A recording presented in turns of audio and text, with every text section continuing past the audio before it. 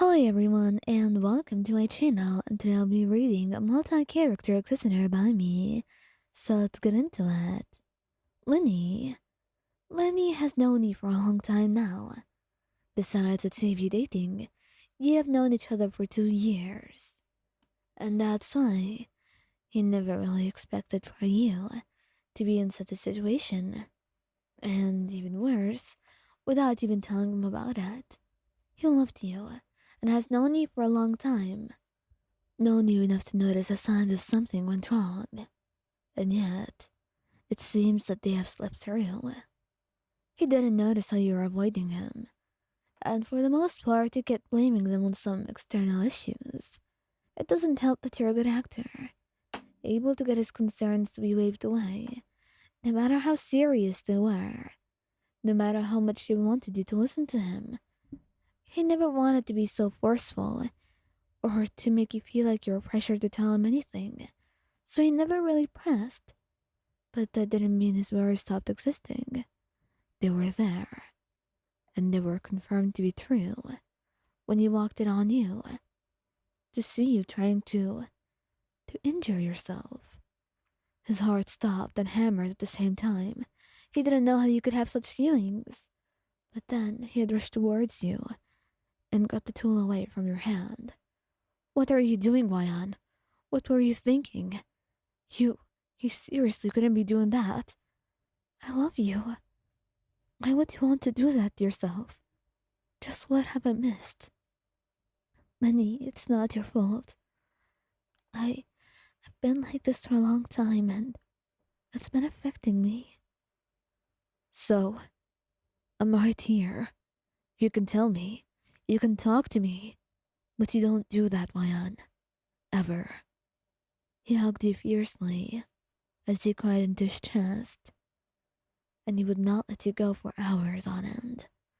He was trembling as he held you, fearing that you would disappear if he left you, as irrational as it may seem.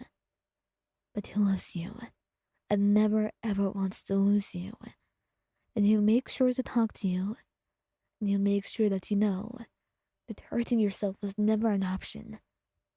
He wants you to be with him, safe, and knowing that you're loved, away from all harm.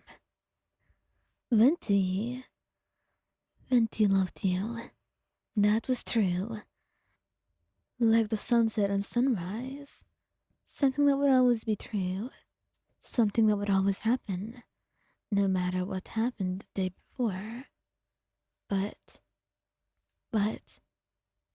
he never really noticed. He knew that something was off with you, but he never really thought it could be that deep. And most importantly, he thought that if there was something important, you would talk to him. The two of you were dating. The two of you loved each other, and promised to never hide anything from the other. So why should he assume that there were secrets, when the two of you promised there would be none? He should have. He should have doubted his own mind the moment that you started avoiding him. But he didn't. And that's why he walked into your room with a surprise of you, injuring yourself. He was frozen for a moment before he teleported over to you, and he'd gotten you away from the tool that you were holding. He was quiet, trembling, yes, as he hugged you, but he was quiet as he took it all in, processing the situation through his mind. He kissed your forehead, and you could feel his tears. I just want to ask why, Wayan. Why? I'm not asking for more than that. I just want to know why you did that. I love you. I always showed you that I loved you. So, what were you missing? What couldn't I give you? Venti, it's not like that. It's not that simple, you know it isn't. How would I know when you never tell me anything, Wayan? You keep hiding things from me and now I catch you like this. Promise me. Promise me you'll never do that again. I don't care what happens. You should never do that. Please. Just tell me. Tell me what's going on. Please, Wayan. And I'll be here for you. I'll stand by you and support you no matter what. Okay, Venti. Okay.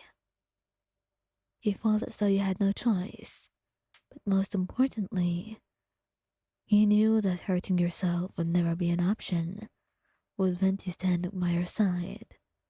Now that he knew, he'd always be protecting you and showing you his love and support in the most utmost forms, just so you would know that you never have to go that far again. Xiao?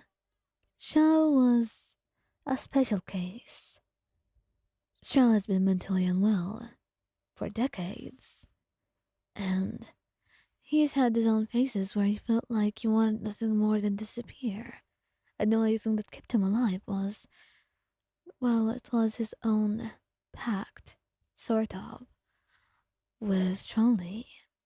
That's why he was staying, because he cared about him, and he cared about the contract, and that's why he never left, despite how much his body and soul wanted to be out of life, totally, in all of its forms. That changed when you came along, but he knew that you've been acting weird, and he knew those signs, and that's why he felt like he could no longer just keep watching. But apparently he was too late. When he had walked in your room, you were already thinking to do it, mere seconds away from getting that tool to your hand, and immediately had grabbed it, tossing it away.